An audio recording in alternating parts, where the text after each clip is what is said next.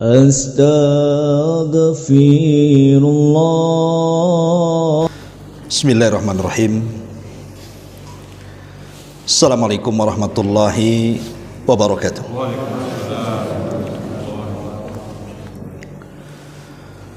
Alhamdulillah, wassalatu wassalamu ala rasulillah wa ala alihi wa sahbihi wa mawalah wa la hawla wa la quwata illa billahi wa ba'du.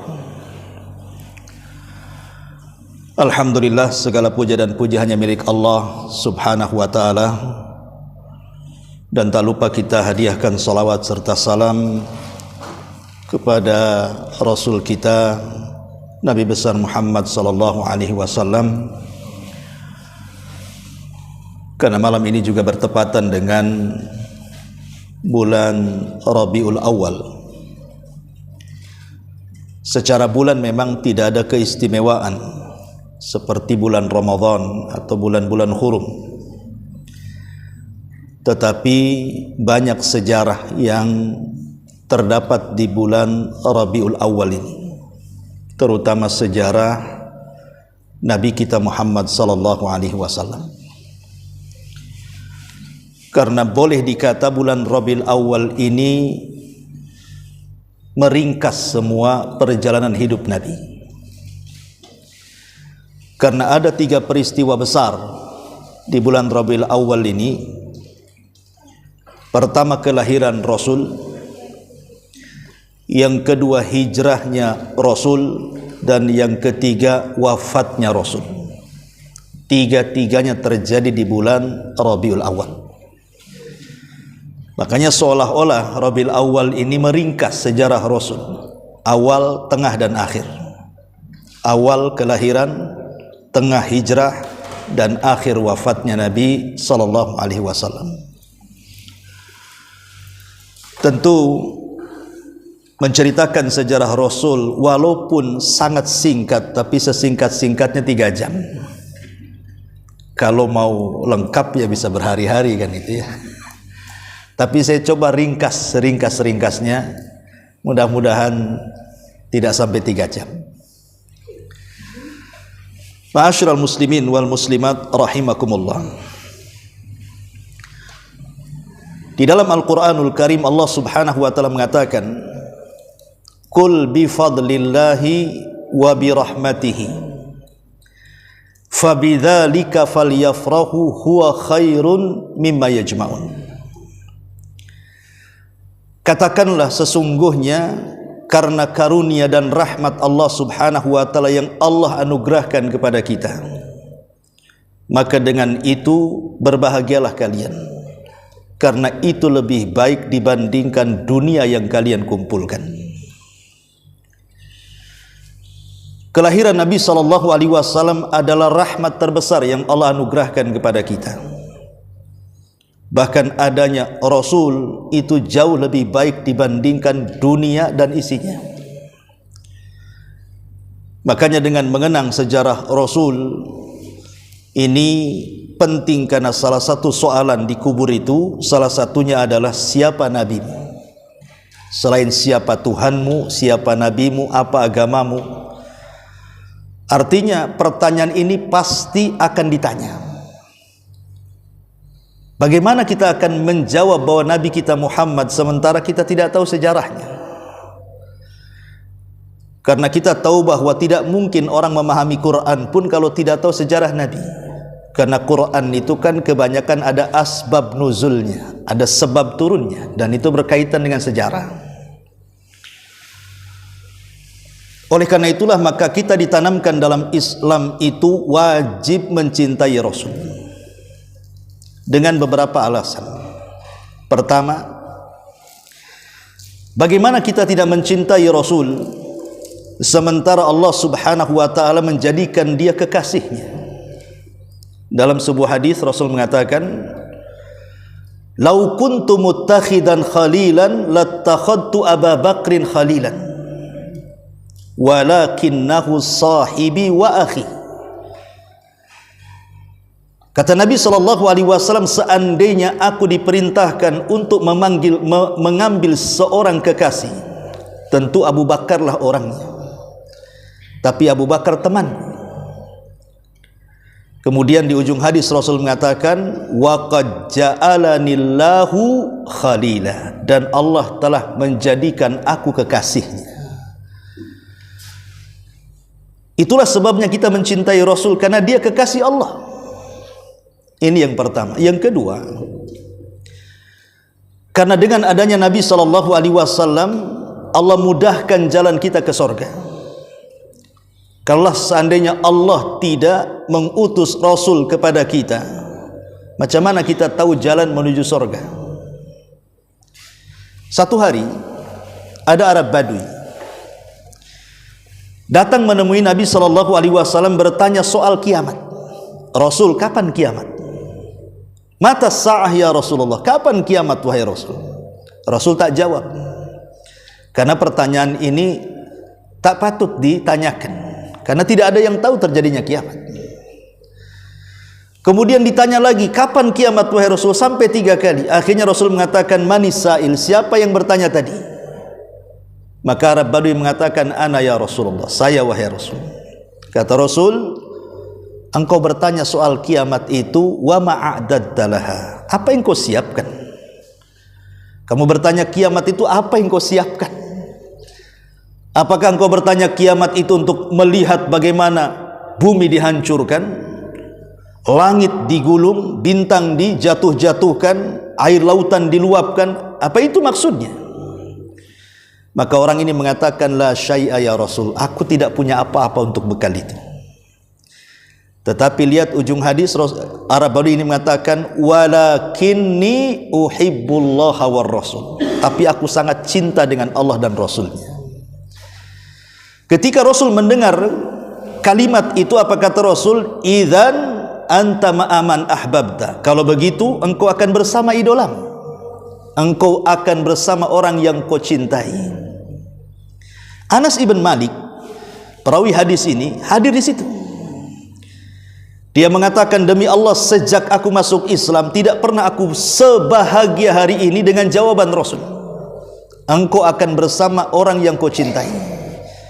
Karena aku sangat mencintai Allah, mencintai Rasul, mencintai Abu Bakar, mencintai Umar, dan aku ingin bersama mereka kelak di sorga walaupun aku tidak beramal seperti amalan mereka.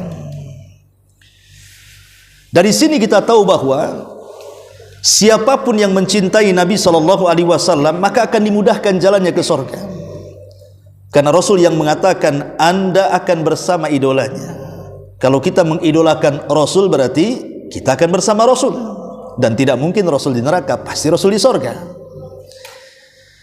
Tapi siapa yang tidak mencintai Rasul, mencintai Fir'aun, mencintai Namrud, mencintai Korun, mencintai selebritis yang fasik, yang gak jelas, ya kita akan bersama mereka, kan gitu. Karena kita ini akan bersama orang yang kita idolakan, maka jangan salah cari idola.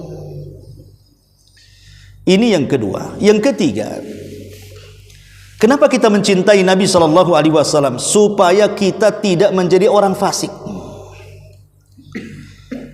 Allah Subhanahu wa taala mengatakan,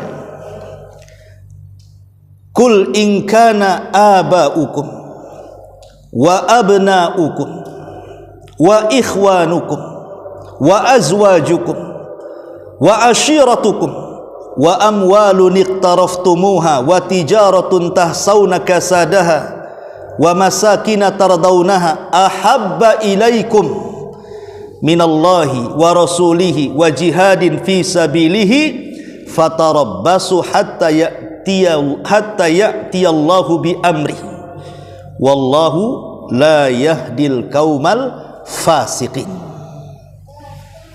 Katakan ya Muhammad, jika bapak-bapak kalian, anak-anak kalian, saudara-saudara kalian, pasangan-pasangan kalian, keluarga kalian, ataupun perdagangan yang kalian sukai, tempat tinggal yang kalian rindukan, itu lebih kalian cintai dibandingkan Allah, Rasul dan jihad, tunggu saja akan datang perkara Allah kepada kalian, dan Allah tidak suka dengan orang-orang fasik.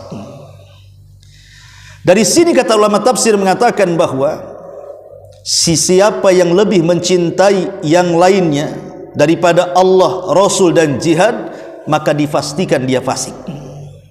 Itulah yang kemudian kenapa kita cinta dengan Rasul, supaya tidak menjadi orang fasik. Itulah kenapa kita harus mencintai Rasul. Ini yang ketiga.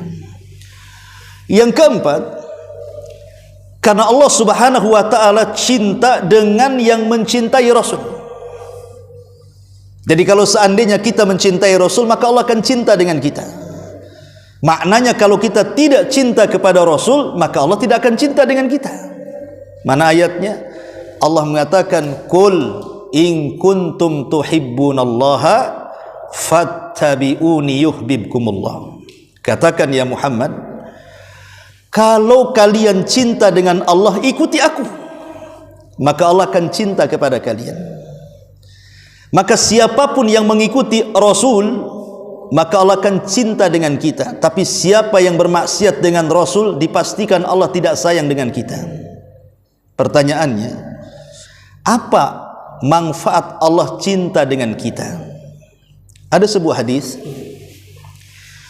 Nabi SAW mengatakan, innallaha idza ahabba 'abdan nadahu Jibril. Allah itu kalau cinta dengan hambanya, maka yang pertama dipanggil itu malaikat Jibril. Kemudian Allah mengatakan kepada Jibril, ya Jibril, inni uhibbu fulanan fa'ahibbahu. Aku cinta dengan hamba si fulan, kau harus cinta juga dengan dia. Cukup sampai di sini? Tidak. Jibril memanggil semua malaikat karena dia pemimpin malaikat. Apa kata Jibril? Ya malaikat Allah, innallaha ahabba fulanan fa'ahibbuhu. Hei malaikat-malaikat Allah, dimanapun kalian berada, Allah sudah cinta dengan si fulan, kalian harus cinta juga dengan si fulan. Maka semua malaikat cinta dengan orang yang Allah cintai. Kemudian Allah pun meletakkan kecintaan kepada seluruh penduduk bumi, kepada orang yang dicintai Allah Subhanahu wa ta'ala.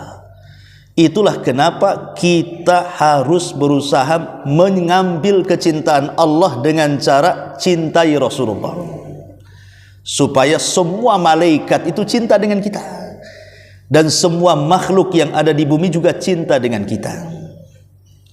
Lalu apa manfaatnya malaikat cinta dengan kita dan makhluk yang ada di bumi, manusia ini cinta dengan kita? Jangan salah, yang mencatat amal kita ini siapa? Malaikat. Kalau malaikat sudah cinta dengan kita, pasti yang dicatat yang baik-baik. Lalu apa fungsinya manusia cinta dengan kita? Di zaman Rasul ada satu jenazah lewat, semua manusia memuji dia. Tiba-tiba besoknya ada jenazah lewat, semua manusia mencaci maki dia. Kata Nabi SAW, adapun jenazah yang pertama, wajabat lahul jannah, dipastikan masuk surga. Adapun jenazah yang kedua, wajabat lahun nar, dipastikan masuk neraka. Jadi pujian manusia kepada kita ini juga salah satu syafaat. Makanya orang baik itu pasti dipuji manusia. Ketika ada orang baik mati di usia 30 tahun, yalah, biasa orang baik itu mati muda biasanya. Yang tua-tua ini lama mungkin nggak baik, tak mati-mati dia. Ada juga istilah masyarakat. Tapi ini bukan barometer kan itu ya. Tapi ada loh ucapan kayak gitu itu. Ma'asyiral muslimin yang dimuliakan Allah Azza wa Jalla. Jadi ini juga alasan kenapa kita mencintai Rasul, karena siapa yang mencintai Rasul pasti mendapatkan kecintaan Allah kepada kita. Ini yang keberapa? Yang keempat. Yang kelima, kenapa kita harus mencintai Rasul? Karena siapa yang tidak ingin bersama Rasul coba di sorga? Di dunia kita tidak pernah memandang Nabi, hanya tahu ceritanya saja. Semua ingin berjumpa dengan Rasul. Mungkin atau mustahil? Mungkin. Nabi mengatakan dalam sebuah hadis, man ahabba sunnati faqad ahabbani, wa man ahabbani kana ma'i fil jannah. Siapa yang cinta dengan sunnahku, maka dia telah mencintaiku. Dan siapa yang mencintaiku, aku akan bersama dia di sorga. Tidak mustahil kita akan berjumpa dengan Rasul.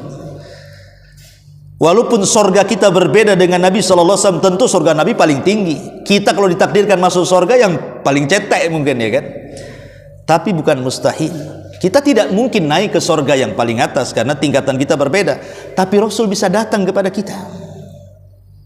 Rasul bisa datang kepada kita, menemui kita. Dan itulah kenikmatan yang luar biasa. Memandang wajah Nabi SAW. Sampai di zaman Rasul itu ada seorang sahabat namanya Thauban. Thauban itu mantan budak dimerdekakan Nabi, maka disebut maula. Thauban maulan Nabi. Jadi Thauban ini, entah kenapa kecintaan kepada Rasul itu teramat sangat dalam. Jadi kalau tidak memandang wajah Rasul sehari saja bisa sakit. Bisa sakit. Sehari saja tak mandang Rasul bisa sakit. Karena cintanya seorang Thauban kepada Rasul. Satu hari Rasul safar, Thauban tak tahu. Dicarinya Rasul ke masjid, tak ada. Ditanyakan kepada istri-istrinya, tak ada. Dibilangnya Rasul sedang safar. Disitulah kepikiran sampai akhirnya jatuh sakit, kurus dan terbaring, hanya karena ingin memandang wajah Nabi. Selang beberapa hari berikutnya Rasul sampai dari safar. Kemudian dihabari bahwa Thauban, bekas budak yang dimerdekakan itu, sedang sakit terbaring. Jadi sangkanya jatuh sakit karena apa? Rasul datang ke rumahnya. Kemudian ditanya, ya Thauban, sebelum aku pergi kau sehat-sehat saja. Kenapa sekarang kau sakit parah seperti ini? Ada apa? Disitulah kemudian Thauban mengatakan, ya Rasulullah, tadzakkartu yaumal qiyamah. Rasul, aku ingat hari kiamat, katanya. Kemudian Rasul mengatakan, apa urusanmu dengan hari kiamat? Maka Thauban mengatakan, tadzakkartu mauti wa mautuk. Aku ingat kematianku dan kematian dirimu. Kalau seandainya kita meninggal dunia, aku yakin sorgamu di atas, sorgaku paling di bawah, kata Thauban ini. Sementara satu hari di dunia aku tidak sanggup kecuali menatap wajahmu. Apa mungkin aku di akhirat bisa melihat dirimu? Maka Rasul terdiam sampai turun ayat. Allah Subhanahu wa taala mengutus Jibril kemudian membacakan ayat Al-Qur'an, wa man yuti'illaha wa rasulahu faulaika ma'al ladzina an'ama Allahu 'alaihim minan nabiyyin was-siddiqin wasyuhada'i was-salihin wa hasuna ulaika rafiqa. Maka siapa yang mentaati Allah dan Rasulnya, maka mereka akan bersama para nabi, bersama para pecinta kebenaran, bersama para syuhada, bersama orang-orang saleh, dan mereka adalah teman-teman terbaik kelak pada hari kiamat. Turun ayat ini. Siapa yang mencintai Rasul dengan cara mentaati Allah dan Rasulnya, maka kita bisa bersama Nabi. Inilah kenapa kita harus mencintai Rasul, karena dengan itu kita akan bisa berjumpa dengan Nabi. Kemudian juga yang nomor 7, kenapa kita harus mencintai Nabi SAW?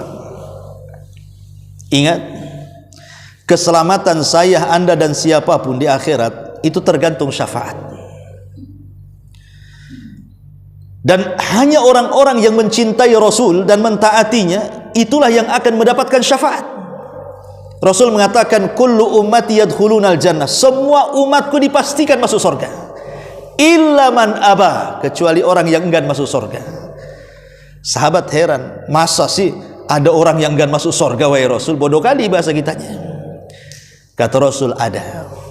Kemudian Rasul mengatakan, man ata'ani dakhalal jannah wa man asani faqad aba.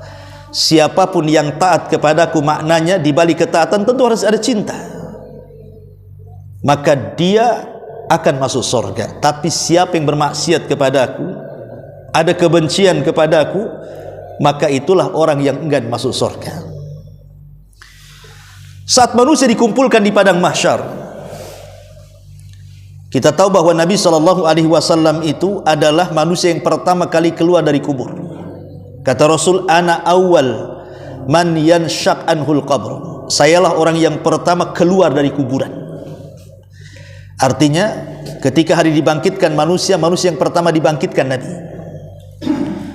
Tapi Nabi SAW melihat Nabi Musa sudah dibangkitkan juga tuh. Rasul mengatakan, aku tidak tahu apakah aku dulu atau dia dulu, karena ada Nabi Musa masalahnya kan. Tapi sepakat ulama mengatakan bahwa Rasul orang yang pertama kali dibangkitkan. Itu hanya ketawaduan Rasul bicara seperti itu. Jadi kan manusia itu dikumpulkan di padang mahsyar, itu kondisinya Allah Subhanahu wa taala membuat permisalan dua binatang. Pertama, kal jaradil muntashir, seperti jarad. Jarad itu belalang yang berhamburan. Yang kedua, seperti larang. Karena Allah yang mengatakan al-qari'atu mal qari'ah wa ma adraka mal qari'ah yauma yakunun nasu kal farash. Farash itu laron. Laron itu yang ada di lampu-lampu itu disebut laron. Lah kenapa Allah Subhanahu wa taala buat permisalan dua binatang ini saat kebangkitan manusia? Dan apa maknanya? Maknanya ketika manusia dibangkitkan pertama kali, manusia tidak ada tujuan, sehingga yang dari barat lari ke timur, yang dari timur lari ke barat, dari selatan lari ke utara, tidak ada tujuan, lari semua manusia itu. Lah itulah seperti laron. Laron itu kalau terbang itu nggak beraturan, kadang ditabrak kawannya itu. Kalau pagi dah hilang semua, tinggal sayapnya di bawah tuh kalau laron tuh.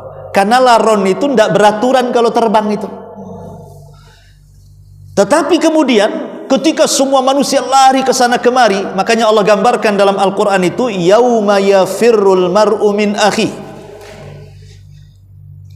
wa ummihi wa abi wa sahibatihi wa bani likulli imri'in minhum yauma idzin sya'nun yughni. Ketika manusia lari dari saudaranya, lari dari orang tuanya, lari dari anak istrinya, masing-masing sibuk mengurus masing-masing. Kenapa lari?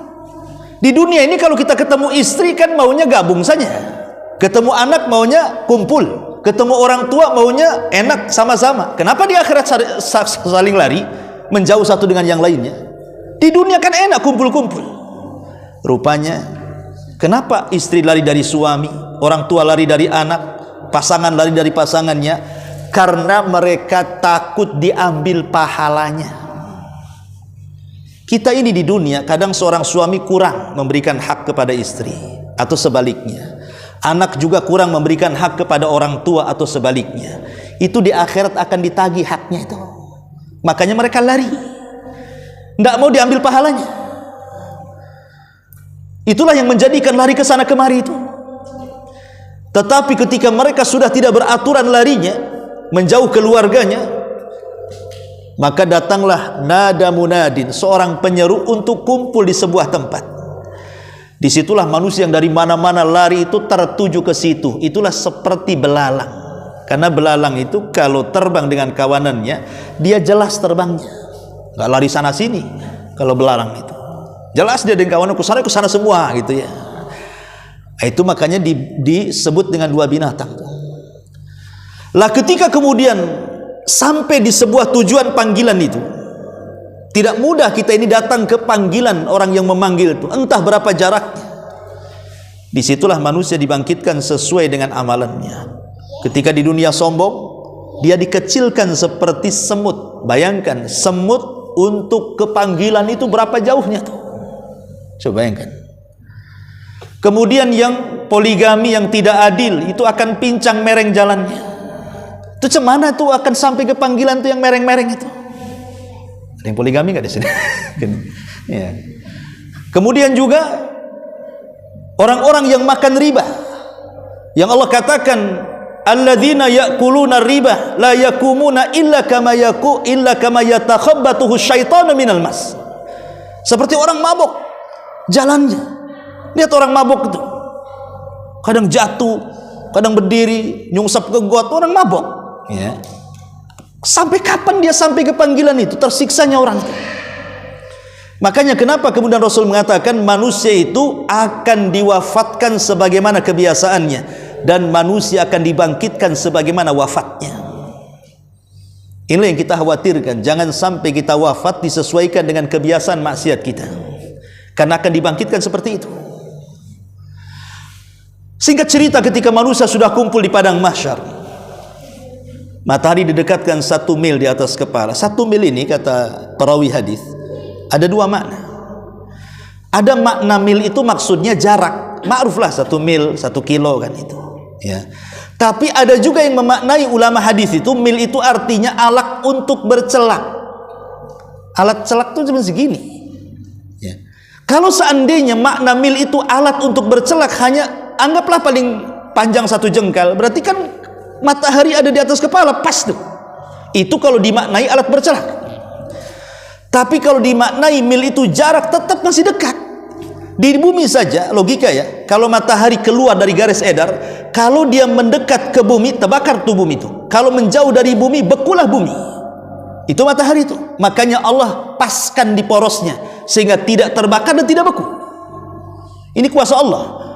Cemana matahari berada 1 mil di atas kepala, sementara kondisi manusia tidak ada yang duduk, tidak ada yang berbaring, semua berdiri. Kenapa berdiri? Itulah disebut kiamat, yaumul qiyamah. Kenapa yaumul qiyamah? Qiyamah itu bahasa Arab karena diambil dari kalimat qiyam. Qiyam itu berdiri artinya. Qoma yakumu qiyaman bahasa Arabnya. Maka disebut hari kiamat, hari berdiri manusia. Quran mengatakan khamsina alfasana, 50.000 tahun. Apakah ini untuk semua orang? Tidak. 50.000 tahun ini untuk orang kafir. Adapun untuk orang yang beriman sesuai amalannya. Kadang tidak berdiri juga. Orang-orang yang masuk surga tanpa hisab itu tidak sempat berdiri, direct masuk surga dia. Tetapi bagi orang-orang fasik, entah berapa lama mereka tinggal di situ, sehingga ketika mereka sudah tidak tahan, mulailah mereka datang kepada Adam. Kemudian mengatakan, ya Adam, ala tara ila ma nahnu fih, tidakkah kau lihat kami? Kau tidak iba loh, ini anak cucumu loh. Kami ini kepanasan di sini. Isfa' lana ila rabbik, mintalah syafaat kepada Rabbu. Tapi Adam mengatakan, tidak bisa aku memberikan syafaat kepada kalian, karena aku pernah melakukan satu dosa, dan Allah pernah murka dan tidak pernah murka sebelum dan sesudahnya seperti itu. Apa dosa Adam? Memakan buah larangan di sorga, makanya diusir ke bumi. Kata Adam, datang ke Nuh. Akhirnya semua datang ke Nuh. Mereka mengatakan, ya Nuh, engkau adalah awal Rasul. Isfa' lana ila rabbik, ala tara ila ma nahnu fi, mintalah syafaat kepada Rabbu, tidakkah kau lihat kami ini? Tapi Nuh mengatakan, sama, aku juga pernah melakukan dosa dan Allah murka kepadaku. Apa dosa? Nuh pernah berdoa meminta kepada Allah agar di bumi itu jangan ada satu jiwa orang kafir yang hidup. Rabbi la tadhar 'alal ardi minal kafirina dayyara. Ya Rabb, jangan kau sisakan orang kafir itu hidup di permukaan bumi, katanya. Makanya di zaman Nabi ketika banjir itu tidak ada yang hidup satupun, kecuali yang ada di perahunya Nabi Nuh itu saja. Makanya Nuh disebut bapak manusia kedua, karena kita semua ini turunan Nuh, semuanya satu dunia ini, dari 3 putranya Syam, Ham dan Yafis itu. Kemudian kata Nuh, kalian datang aja ke Nabi Ibrahim. Maka mereka datang kepada Ibrahim dan mengatakan, ya Ibrahim, engkau ini kekasih Allah, mintalah syafaat kepada Allah, tidakkah kau iba dengan kami? Kata Ibrahim, tidak bisa, aku juga pernah melakukan dosa. Apa dosa Ibrahim? Aku pernah berdusta 3 kali. Dusta pertama, ketika dia diajak bapaknya untuk hadir di pesta Namrud. Ayo nak pergi, kata Ibrahim, tidak bisa, saya lagi sakit, katanya. Padahal sehat. Nah, itulah dusta pertama. Dusta kedua, ketika ayahnya sudah pergi, dia pun pergi, tapi masuk ke istana Namrud, dihancur-hancurkannya patung itu. Kemudian palunya diletakkan di patung yang paling besar. Kemudian setelah acara pesta, heboh, Tuhannya hancur. Siapa yang menghancurkan Tuhan ini? Akhirnya diselidiki, ada anak muda namanya Ibrahim. Tangkap Ibrahim, tangkap Ibrahim. A anta fa'alta hadza bi alihatina ya Ibrahim, engkau ya yang melakukan ini wahai Ibrahim. Ibrahim cerdas. Kata Ibrahim, bal fa'alahu kabiruhum hadha, sambil jempolnya diisyaratkan ke patung yang paling besar, bahkan patung itu yang melakukannya. Tengok palunya di situ katanya. Kalau aku yang melakukan, palunya sama aku. Long palunya ada di situ, berarti itulah kambing hitam kan tuh, si patung besar itu. Ibrahim ini berdusta. Berdusta apa? Yang menghancurkan kan dia. Tapi dia isyaratkan ke patung besar, dan dia mengisyaratkan dengan jempol. Nah, begini. Kenapa dengan jempol? Sebenarnya Ibrahim ingin mengatakan yang melakukan itu ini, cuman diisyaratkan ke patung. Kenapa jempolnya? Karena kalau memegang sesuatu tanpa jempol itu tidak akan kuat. Megang palu begini, gagangnya nggak akan kuat. Tapi kalau jempolnya gini pasti kuat tuh. Jadi Ibrahim itu sebenarnya yang ngomong ini jempol aku yang melakukannya, cuman diisyaratkan ke patung. Itu namanya tauriah dalam bahasa Arab. Ini dusta yang kedua. Dusta yang ketiga ketika di Mesir. Ada raja yang punya kelainan, suka dengan istri orang. Kalau istri orang cantik, suaminya dibunuh, diambil istrinya. Itu kelainannya itu. Sarah ini wanita paling cantik satu dunia karena dia mewarisi separuh kecantikan Hawa, sama dengan Nabi Yusuf yang paling tampan karena mewarisi separuh Nabi Adam. Berarti Adam lebih tampan lagi Yusuf kan, karena separuhnya saja sudah wanita-wanita ngiris-ngiris tuh kan, jari-jari mereka tanpa sadar. Kata Ibrahim kepada istrinya, nanti kalau kau ditangkap, jangan bilang aku suamimu, bilanglah aku saudaramu. Maksudnya saudara se-Islam, karena ketika di zaman itu yang Islam cuma 2 orang ini saja. Tauriah namanya.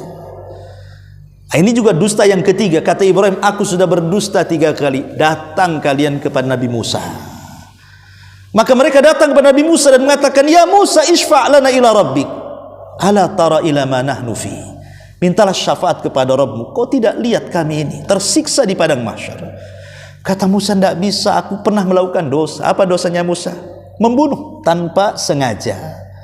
Ketika anak-anak muda sedang berkelahi, dia datang. Kata anak muda yang dizalimi, wahai Musa, tolong aku. Maka ketika Musa melihat bahwa anak muda itu yang benar, ini yang salah, mulai ditolong. Ketika dia hendak nonjok, ditangkis Nabi Musa. Nangkisnya kekerasan, terpental, mati. Belum ditonjok, ditangkis, sudah mati itu. Kuatnya Nabi Musa itu. Artinya dia tidak sengaja membunuh. Tapi ini dianggap dosa oleh Nabi Musa. Padahal sebenarnya Allah sudah memaafkan. Kata Musa, aku tidak bisa. Datang kepada Isa. Isa tidak menyebutkan dosanya. Tapi Isa mengatakan, datanglah kepada Muhammad, seorang laki-laki yang sudah diampuni dosanya, yang telah, yang sedang, dan yang akan datang. Datang kepadanya. Maka mereka datang kepada Rasul dan menceritakan, kami sudah datang kepada Adam, kepada Nuh, kepada Ibrahim, kepada Musa, kepada Isa, semua ulul azmi. Mereka tidak sanggup. Mereka mengisyaratkan kepadamu. Kata Rasul, analah, kan ku coba. Maka Rasul kemudian pergi menghadap Rabbnya, kemudian sujud di bawah arasy-Nya dengan sujud yang lama. Dalam sujud itulah Rasul berdoa, ya Rabb, dulu di dunia kau janjikan akan berikan syafaat bagiku, maka buktikanlah janjimu hari ini. Entahlah berapa lama Rasul sujud di bawah arasy itu, sebelah kanan arsy.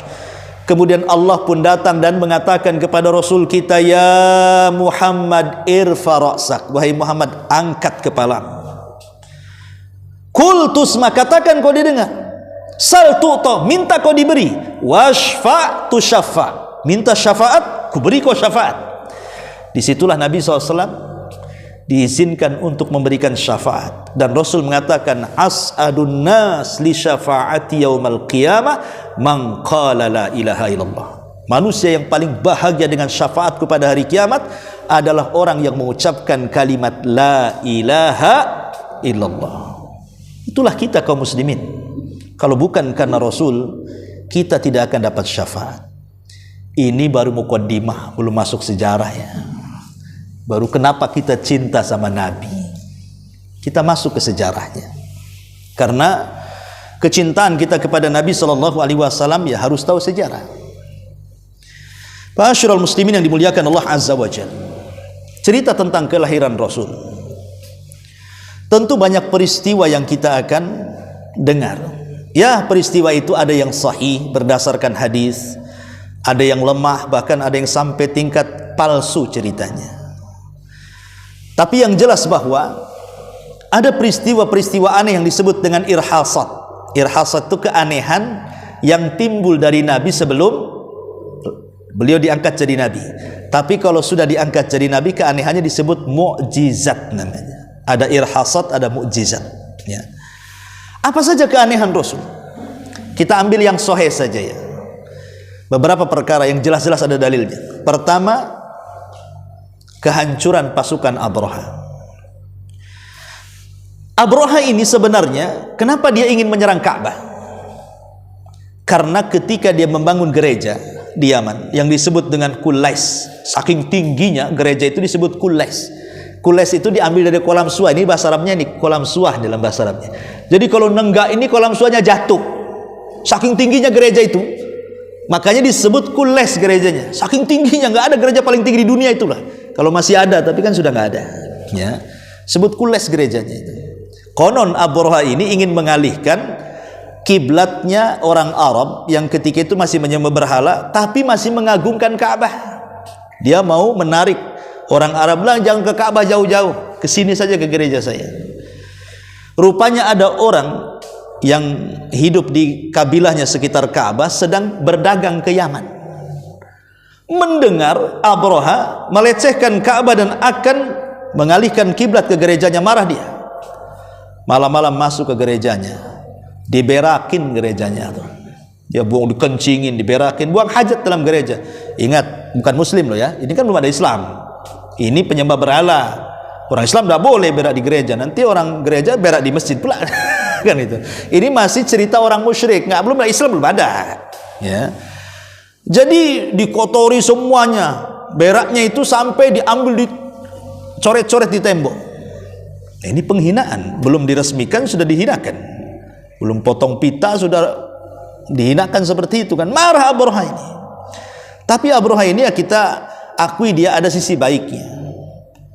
Dia tidak, kalau Abraha mau dia pasti serang orang Arab tuh. Kurang ajar. Pasti dibantainya orang Arab. Dan pasti berhasil, pasukannya kuat, orang Arab lemah. Tapi Abraha tetap insaf, dia adil. Karena dia sudah melecehkan gereja, saya akan lecehkan Ka'bah. Itu saja. Ya. Walaupun orang Arab berusaha waktu itu melarang Abraha perang, tapi tetap kalah. Nggak ada yang berhasil mengalahkan Abraha itu. Sampai datang ke Wadi Muhassir yang dekat dengan Ka'bah itu. Tapi Abraha ketika sampai di Wadi Muhassir, Anda yang pernah haji tahu namanya Lembah Muhassir, karena mesti lewat di situ orang haji itu. Ya. Makanya kalau lewat lembah itu tidak boleh jalan biasa, harus kencang lari. Karena kita dilarang untuk singgah di tempat yang pernah diazab. Tidak boleh. Islam larang. Kalau tempat itu pernah diazab, kita tidak boleh singgah di situ. Makanya saya heran, Laut Mati itu kan tempat kaum Sodom, kaum homoseksual yang diangkat oleh sayap Jibril kemudian ditumpahkan jadi Laut Mati. Tengok orang berenang di Laut Mati itu. Malah di situ lumpur pula kan gitu ya. Dole itu kononnya katanya untuk obat atau apa, wallahu alam. Tapi Islam melarang. Kalau tempat itu pernah diazab, jangan lewat situ. Jangankan itu, lewat kuburan orang kafir aja kita disuruh cepat-cepat. Tapi kalau kuburan orang Islam jangan cepat-cepat. Ucapkan salam. Ya, assalamualaikum ya ahlal kubur wa inna bikumul lahikun nas'alullahu lana walakumul afiyah. Ustaz malam-malam. Cuman kalau ada yang jawab, nggak ada yang jawab. Ya, tetap kita harus mengucapkan salam. Ya. Jadi ketika Abraha di lembah Muhassir itulah kemudian Allah datangkan burung-burung laut yang disebut dengan ababil tuh, burung-burung hitam laut itu.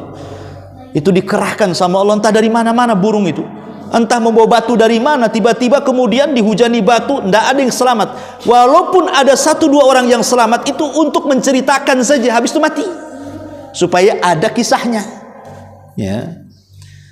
Pertanyaannya, yang menjaga orang Ka'bah itu, yang menjaga Ka'bah itu orang musyrik, penyembah Lata, Uzza, Manat, Hubal. Yang menyerang Ka'bah ini agamanya Nasrani. Pertanyaannya, orang musyrik dengan orang Nasrani dengan Islam dekat mana? Dekat Nasrani, karena Nasrani itu ahli kitab, punya nabi, punya Injil. Sama dengan kita punya nabi, punya Quran. Orang musyrikin tidak punya apa-apa, Rasul tidak punya, Nabi tidak punya, kitab tidak punya. Mereka orang yang nggak berakal, batu disembah. Kenapa orang musyrik dilindungi Allah? Orang Nasrani pula dibinasakan, harusnya kan dibalik. Ya kan? Rupanya ada rahasia. Karena 50 hari atau sebulan setengah kurang lebih, itu akan lahir seorang nabi. Makanya Abraha dihancurkan oleh Allah Azza wa Jalla untuk keamanan nabi yang akan dilahirkan. Karena 50 hari setelahnya lahir Rasul. Lah ketika kelahiran Nabi SAW di kota Yathrib atau disebut dengan Madinah. Waktu itu kan mayoritas yang tinggal di Yathrib di kota Madinah itu Yahudi yang paling banyak. Orang musyrik itu ya separuhnya. Kebanyakan orang Yahudi.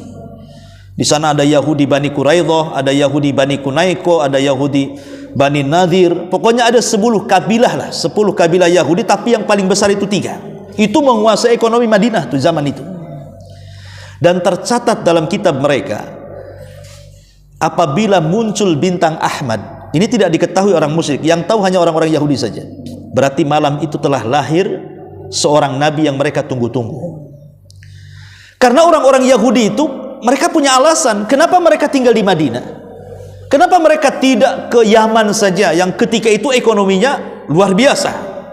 Dulu Saudi kalah Yaman, ekonomi di zaman itu luar biasa. Jadi tempat berdagang di Yaman itu disebut saif, ya, rihlatas sitai was saif, ya. Kalau sita itu maksudnya ke Syam. Kenapa tidak ke Syam atau ke Yaman saja? Kenapa mereka mengarah ke Madinah yang nggak ada ekonominya di situ, tanah gersang yang hanya kurma saja tumbuh di situ? Karena mereka dapat informasi di situ akan lahir Nabi akhir zaman yang akan membawa mereka kepada kejayaan. Itulah alasan Yahudi dari mana-mana datang ke Madinah. Sehingga bergenerasi, beratusan tahun mereka tinggal di situ, dan setiap kakeknya meninggal nanti mewasiatkan ke anaknya, jangan tinggalkan Madinah, di sini akan datang Nabi. Nanti kalau anaknya mati berwasiat kepada cucunya, jangan tinggalkan tempat ini, akan lahir seorang Nabi. Makanya Quran mengistilahkan ya'rifunahu kama ya'rifuna abna'ahum. Nabi yang akan dilahirkan itu lebih kenal dibandingkan anak-anak mereka sendiri, karena saling berwasiat, ya. Lah ketika muncul bintang Ahmad, semua padri-padri Yahudi itu keluar. Semua keluar, tokoh-tokoh Yahudi itu saling bertanya-tanya satu dengan yang lainnya. Ini ciri-ciri Nabi sudah ada. Berarti malam ini akan lahir seorang Nabi, karena bintang itu sudah cuma muncul satu kali saja. Maka diinformasikan ke semua rumah-rumah Yahudi yang ada di kota Madinah, ada nggak bayi yang lahir. Maka dicek. Dari kabilah Bani Quraidah tidak ada yang lahir, Bani Kunaiko tidak ada yang lahir, Bani Nadir tidak ada yang lahir. Coba ke Khaybar, ke Yahudi Khaybar, tidak ada yang lahir. Pusing para padri ini. Loh, ini tanda sudah ada, mestinya ada yang lahir, ya. Ketika keesokan harinya mereka mendengar dari arah Mekah, rupanya ada seorang ibu namanya Aminah melahirkan anak. Dari situlah menangis tuh pendeta-pendeta Yahudi itu. Apa kata mereka? Qad dhahabat nubuwatu Bani Israel. Telah hilang kenabian Bani Israel dan diambil alih oleh Bani Ismail, katanya.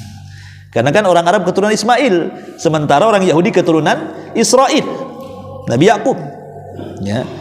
Disitulah maka mereka pun hasad. Kenapa Nabi itu sudah dari kami ratusan tahun kami tunggu, kenapa pula dari orang Arab yang hari-hari kita perang melawan mereka, katanya. Ini Nabi kok dari musuhnya. Sejak itu orang-orang Yahudi tidak mau beriman karena hasad, walaupun mereka tahu kebenaran. Tidak mau beriman kepada Rasul. Sampai ketika Rasul hijrah ke Madinah, kurang dari 10 orang Yahudi yang masuk Islam itu. Selebihnya tidak ada yang masuk Islam. Itulah kerasnya hati orang Yahudi itu. Kalau orang Nasrani terbalik, banyak yang masuk Islam, ribuan di zaman Nabi. Bahkan satu kabilah Nejron Yaman itu semua masuk Islam, orang Nasrani. Makanya Nasrani itu lebih lembut dibandingkan Yahudi. Yahudi itu keras kepala, Nasrani ada lembut-lembutnya lah kan itu. Walaupun keras juga kan. Tapi ada lembut-lembutnya dibandingkan Yahudi itu. Lah ini kan keanehan-keanehan yang nasnya sahih gitu ya. Banyak sebenarnya. Adapun tentang api majusi yang padam saat kelahiran Rasul, ini hadisnya lemah semua. Kemudian 4 balkon tiang Persia tiba-tiba roboh, ini pun hadisnya lemah. Ya, dan banyak hadis-hadis sebenarnya lemah, tapi yang sahih itu cuma 3. Yang satunya ketika Aminah melahirkan Rasul, ada cahaya yang memancar ke arah timur dan barat, seolah-olah anak ini akan menguasai 2 negara di daya yang kelak menguasai dunia, Persia dan Romawi. Itu saja yang sahih yang disebutkan di kitab-kitab sejarah. Taib. Balik kepada kelahiran Nabi sallallahu alaihi wasallam. Jadi Nabi sallallahu alaihi wasallam lahir, memang terjadi silang pendapat tentang tanggal, bulan dan juga tahun. Imam Ibnu Hazm mengatakan Rasul itu lahir di bulan Ramadan, sama dengan diutusnya beliau juga di bulan Ramadan.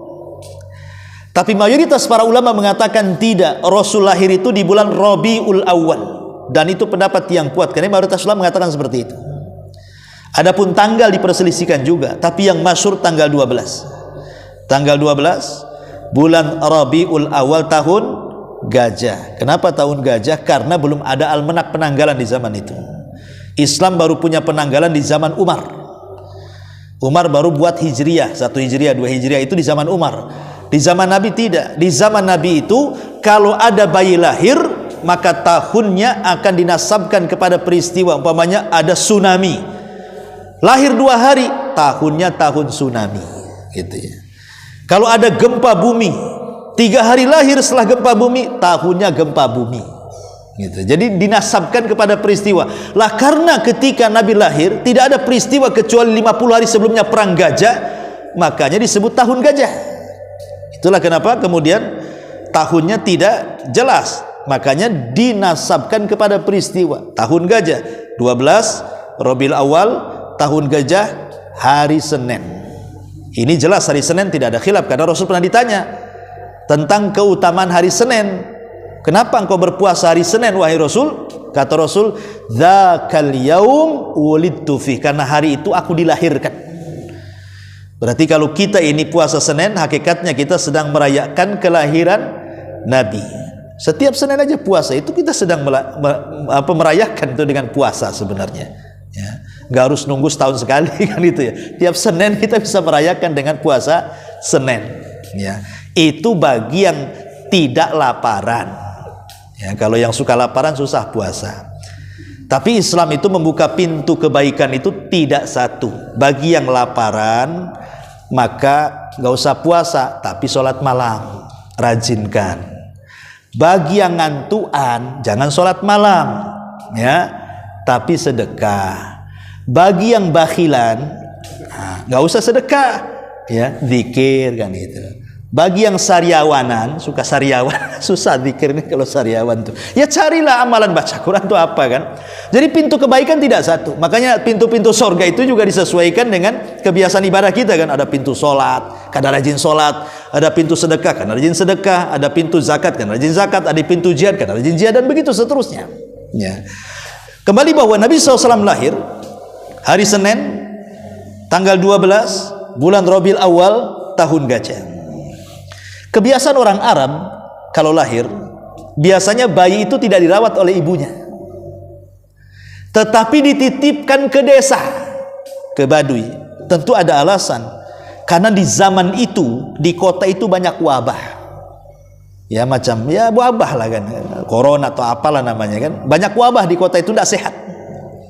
Yang sehat itu di pedesaan. Jadi anaknya jangan sampai kena penyakit, makanya ditaruh di desa.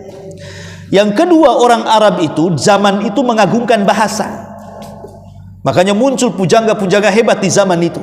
Lah sementara bahasa kota ini sudah terkontaminasi dengan bahasa asing. Makanya lihat bahasa di ibu kota dengan bahasa di desa kan beda tuh. Walaupun sama-sama bahasa Indonesia kan. Orang-orang desa ini ngikut-ngikut orang kota aja, kata kota bro, ikut bro juga dia. Padahal di desa nggak kenal tuh nama bro itu, ya. Aneh-aneh lah kalau di kota itu. Tapi kalau di desa ya lurus-lurus saja.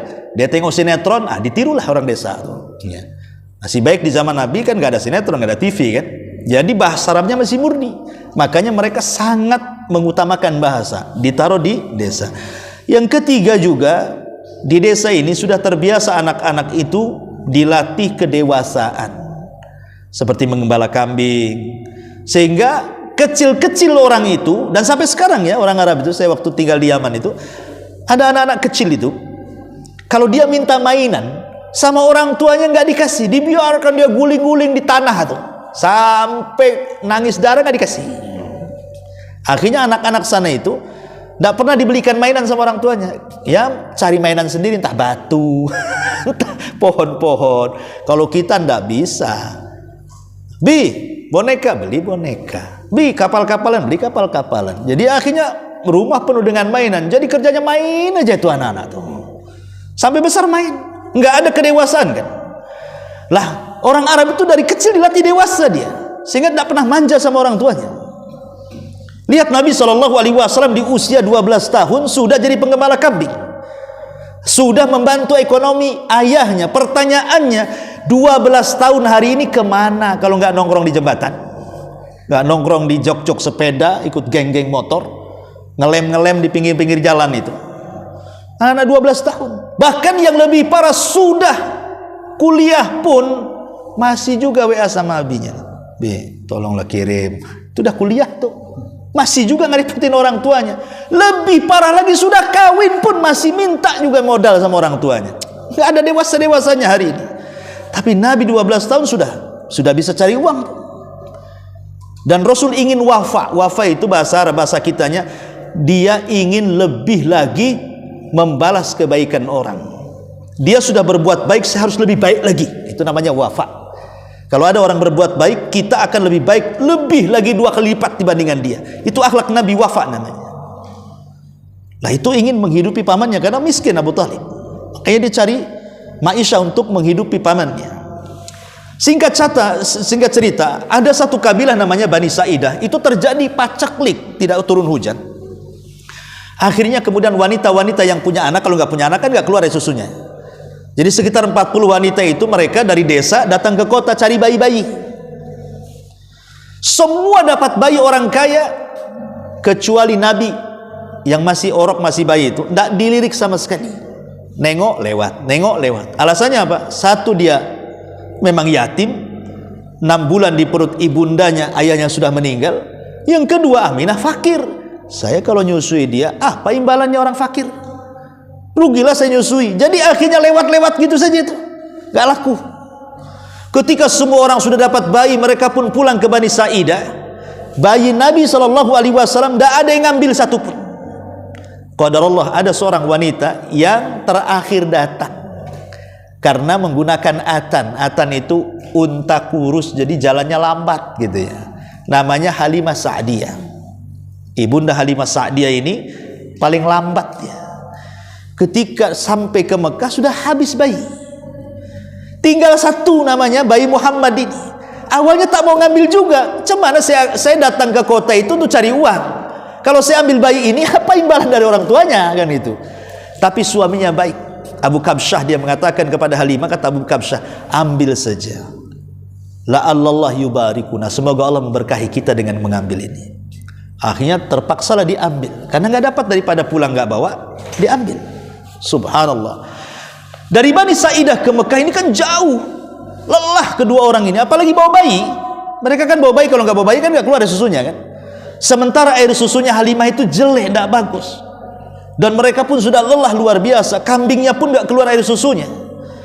Tapi malam hari ketika mereka mengambil bayi Nabi SAW, betul-betul Allah berkahi. Tiba-tiba kambing, karena ingat ya, makanan di Mekah di zaman itu, makanan pokoknya itu daging kambing. Kalau di Madinah kan kurma.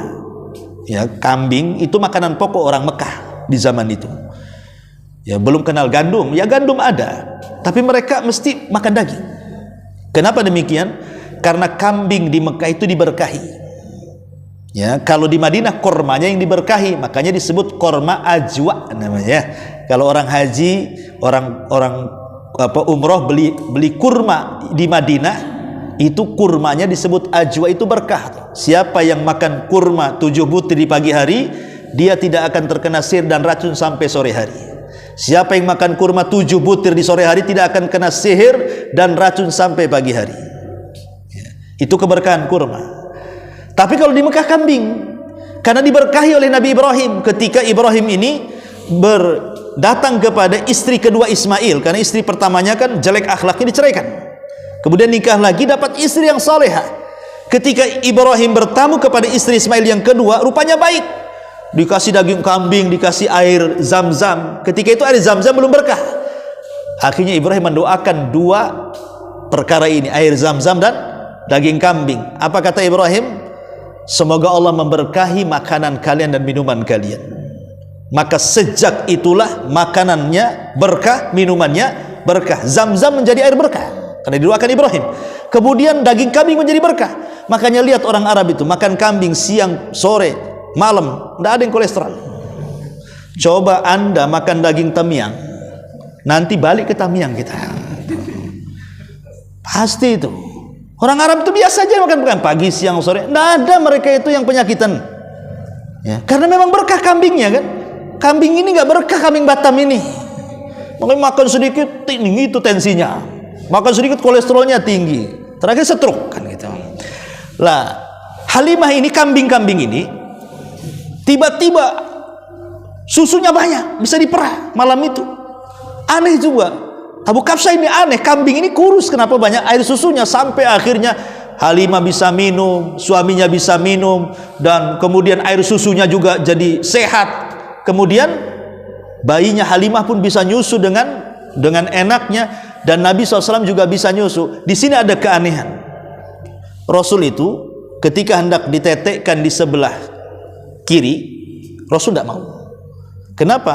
Karena itu jatah saudara sepersusuannya, dan tidak mau, nolak. Pokoknya ditaruh di tete sebelah kiri, nolak, tidak mau. Maunya tete sebelah kanan, karena sebelah kanan tidak pernah dipakai. Coba bayangkan, ini masih bayi, tahu itu tete bukan milik dia, ya kan? Milik saudara sepersusuannya. Ini bukan hak saya, ini hak saudara sepersusuan saya. Ini bayi-bayi tahu hak dia loh ya. Anda ini udah tua-tua, kadang-kadang tak tahu hak, ngambil orang punya orang. Udah tua, udah tahu haknya kan. Ini Rasul bayi-bayi loh, udah tahu itu bukan haknya, nggak diambil. Coba kita ini nemu dompet itu bukan ini punya siapa, alhamdulillah kata. Kadang-kadang hak orang itu main embat saja. Nah ini kan pelajaran juga tuh. Rasul bayi aja udah ngasih pelajaran sama kita. Kalau bukan haknya tidak akan diambil. Dan herannya malam itu tiba-tiba mereka bisa tidur pula sampai pagi, padahal perjalanan Bani Sa'idah ke Mekah itu jauh. Allah sehatkan badan sehingga mereka bisa balik dengan sehat. Yang tadi capek-capek badan, hilang capeknya. Yang lebih hebat lagi, untanya, si Atan itu namanya, itu unta kurus, tiba-tiba memiliki kekuatan yang luar biasa. Dinaikkan, tidak pernah berhenti, bisa lari kencang. Jadi yang kemarin kawan-kawannya pulang itu bisa kesusul semuanya itu. Aneh juga kan. Mereka untanya gede-gede, ini unta-unta kecil nih yang kurus-kurus. Dan dia pula yang sampai di Bani Sa'idah. Ini kan dari keanehan irhasat namanya ya. Sampai di Bani Sa'idah itu kan waktu itu kekeringan, tiba-tiba hujan. Datang aja Rasul sampai di Bani Sa'idah, hujan deras. Dan yang lebih heran lagi, kambing-kambingnya Halimah Sa'diyah itu gemuk-gemuk, dan apabila kambing tetangga gabung ikut gemuk juga. Dengan keberadaan Nabi SAW, disitulah dirasakan berkahnya. Betul kata suaminya Halimah, Abu Kabsyah, ambil saja, mudah-mudahan ada berkahnya. Ya memang diberkahi kan itu ya. Lah Nabi SAW yang namanya di desa ya dari kecil sudah mainannya kambing, main kambing ya, gembala kambing gitu ya. Bisa berjalan aja sudah berkawan dengan kambing Rasulullah itu. Jadi besar sedikit sudah menggembala walaupun 4 tahun. Lah setelah 2 tahun awalnya kan menyusui kan 2 tahun saja. Jadi Halimah ingin mengembalikan karena sudah 2 tahun masalahnya kan. Dikembalikan kepada Aminah, tapi Aminah mengatakan jangan, masih kecil, bawa lagi. Oh seneng dia, memang maunya jangan dibawa kan gitu kan. Ketanggung jawab dia 2 tahun dikembalikan masalahnya. Ketika diizinkan, wah senang sekali Halimah, dibawa lagi. Masalahnya ketika usia Rasul sallallahu alaihi wasallam 5 tahun atau menginjak 4 tahun ya. Lah Rasul ini sedang main-main dengan saudara sepersusuannya. Disitulah tiba-tiba datang Jibril dengan 2 malaikat. Sedang main-main, ditangkap Rasul, kemudian dikeluarkan pisau, tiba-tiba dibelah dadanya, kemudian diambil jantungnya, kemudian dicuci dengan air zam-zam dari bejana emas, dimasukkan kembali, kemudian dijahit lagi. Dan itu disaksikan anak-anak kecil yang masih polos.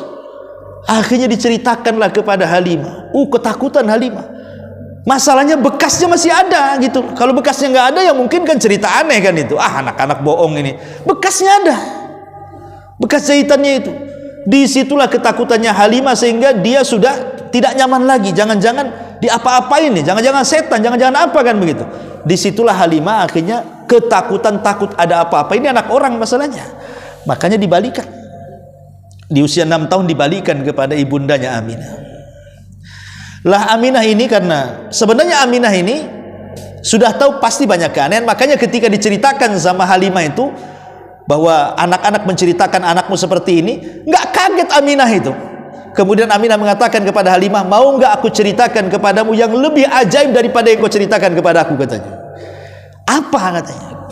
Kata Aminah, waktu aku melahirkan dia keluar cahaya dari perutku, katanya, dan itu memancar ke timur dan barat, katanya. Aku tidak khawatir dengan anakku, katanya, karena sudah ada keanehan sejak kecil gitu ya. Lah karena Halimah sudah tidak mau, dia takut gitu, akhirnya cuman 5 tahun lebih saja bersama Halimah itu, ya mau menginjak 6 tahun. Maka kemudian itulah yang pertama kali yang menyusui Nabi itu sebenarnya bukan Halimah saja, ada 3 wanita ya kan. Pertama ibunya sendiri, tapi karena susunya nggak bagus disusukan kepada Thuwaibah. Thuwaibah itu budaknya Abu Lahab. Dia punya anak kecil, disusukan kepada Rasul, mau pula Nabi. Oh senang Abu Lahab tuh. Itu belum jadi musuhnya. Ya karena masih kecil belum dia akan jadi Nabi kan. Senang, akhirnya dimerdekakan Thuwaibah. Baru kemudian dikirim ke desa ke Halimah. Jadi 3 wanita yang musuh Nabi itu. Khadijah, Thuwaibah, Halimah. Ya. Singkat cerita, akhirnya kemudian Nabi SAW hendak diajak ziarah ke kuburan ayahnya Abdullah, karena Abdullah itu kan meninggal kena wabah, bahasa kitanya kena corona lah kan itu kalau sekarang ini. Kalau dulu kan taun. Ada di Madinah itu dikenal dengan wabah Humayasrib namanya. Jadi ketika Abdullah itu lewat di Madinah untuk mengunjungi kerabatnya, ketika hendak pergi ke Syam, disitulah dia jatuh sakit kena wabah, akhirnya meninggal dan dikuburkan di Madinah. Jadi ibunya itu ingin menziarahi kuburan ayahnya, karena Nabi SAW tidak pernah melihat rupa ayahnya seperti apa. Kalau sekarang kan ayahnya kalaupun mati di waktu di kandungan kan sudah ada fotonya, anaknya sudah besar, ini loh gambar bapakmu. Nah, kalau sekarang kan ada fotonya kan. Kalau zaman dulu cemana, Rasul tidak pernah melihat wajah ayahnya seperti apa. Jadi hanya bisa menziarah kuburannya. Maka berangkatlah 3 orang ini. Pertama ibundanya Aminah, yang kedua budaknya namanya Ummu Aiman, kemudian yang ketiga Rasul. Yang ketiga itu usianya 6 tahun. Bayangkan Mekah Madinah, Anda yang pernah umroh, sejauh itu perjalanan, bukan pakai mobil pesawat di zaman itu, paling tinggi pakai unta. Kuda tidak mungkin, kuda ini capek sedikit bisa mati kalau ini. Jadi mereka paling pakai unta. Bayangkan Mekah Madinah pakai unta. Kita bisa bayangkan, ini perempuan 2 sudah tua, satunya anak kecil 6 tahun. Tapi memang Allah Subhanahu wa taala berikan kekuatan, mereka sanggup safar sejauh itu. Sampai di Madinah, datang ke kuburannya. Setelah beberapa hari di Madinah, hendak pulang ke Mekah. Disitulah ibundanya sakit di daerah namanya Abwah, antara Mekah dan Madinah. Ada namanya kota Abwah. Anda yang kalau dari Madinah ke Mekah, biasanya kan ada tuh gapuranya, Abwah. Ya. Lah disitulah kemudian ibunda Aminah sakit dan tidak tertolong, kemudian meninggal. Rasul menyaksikannya, Rasul ikut menguburkannya 6 tahun. Kemudian oleh Ummu Aiman dibawa balik, diserahkan kepada pamannya Abdul Muthalib di usia 6 tahun. Lah Abdul Muthalib ini dia sayang dengan Nabi SAW, karena yang memberi nama juga Muhammad itu juga Abdul Muthalib, kakeknya. Jadi satu malam Abdul Muthalib itu bermimpi. Tiba-tiba dalam mimpinya didatangi seseorang, kemudian dikatakan bahwa engkau akan punya cucu, beri nama dia Muhammad ataupun Ahmad. Makanya ketika dia terjaga, tahu-tahu Aminah lahir. Makanya langsung diberi nama ini Muhammad. Dan ketika itu tidak ada orang namanya Muhammad kecuali Rasul. Tidak ada orang namanya Muhammad. Satu-satunya nama Muhammad itulah Nabi SAW. Oh kalau sekarang macam-macam Muhammad tuh. Ya. Michael masuk Islam, Muhammad Michael. Ya kan, sekarang orang mualaf aja pakai Muhammad embel-embelnya. Sekarang terbanyak nama Muhammad di dunia itu. Tidak ada nama yang paling banyak di dunia melebihi Muhammad atau Ahmad. Coba ujung barat, timur, selatan, nama Muhammad terbanyak satu dunia. Subhanallah. Dan itu persis seperti firman Allah Subhanahu wa taala, apa? Inna syani'aka huwal abtar. Inna a'tainakal kautsar fasholli lirabbika wanhar. Inna syani'aka huwal abtar. Yang membenci wahai Muhammad, mereka lah yang abtar. Abtar itu terputus, tidak akan disebut-sebut namanya. Karena ketika meninggal putra beliau namanya, ada yang mengatakan Abdullah, ada yang mengatakan Qasim, ada yang mengatakan Ibrahim, tapi yang jelas putra Rasul meninggal. Diolok oleh seorang musyrik namanya Wa'il ibn Wa'il. Al-As ibn Wa'il As-Sahmi, Al-As ibn Wa'il As-Sahmi ini musuh besar Rasul. Mengejek Nabi. Biarkan si Muhammad itu, tidak usah direken. Anak laki-lakinya mati. Karena bagi orang Arab, anak laki-laki itu emas, akan meneruskan perjuangannya. Kalau anak laki-laki mati berarti hilang penyebutannya. Kayak kita lah, kalau anak kita perempuan semua, kemudian nikah, kemudian punya anak, nama kita sudah hilang. Karena cucu kita binnya kepada siapa? Kepada laki-laki, iya kan?